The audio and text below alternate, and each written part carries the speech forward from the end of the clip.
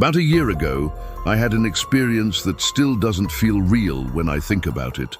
I was 25 at the time, living alone in a small, older townhouse at the edge of the city.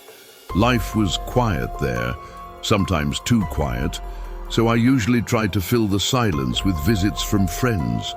It wasn't too unusual for one of them to crash at my place if they needed to get away from home for a while. That night, though, I didn't have anyone over.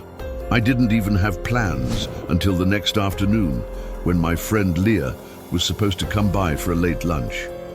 I remember feeling restless but exhausted and deciding to turn in early, hoping to speed the hours along. I must have fallen asleep quickly, but I woke up sometime later with a strange jolt, as if someone had touched my shoulder. My heart was racing, pounding against my ribs so hard it almost hurt.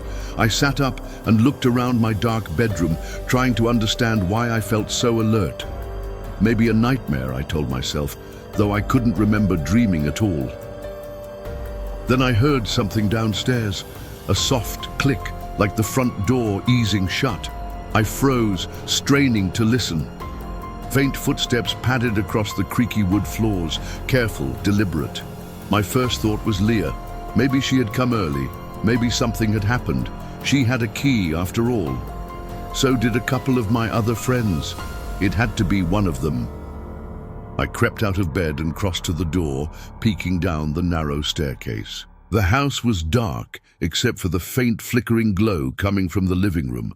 The television had turned itself on. Static buzzed from the screen. Still half convinced it was someone I knew, I whispered, "Leah?" No answer.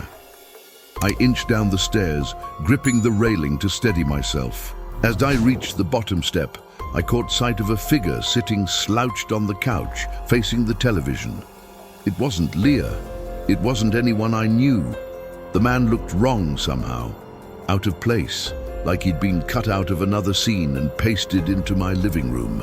His clothes were rumpled and filthy, his skin pale under the flickering light.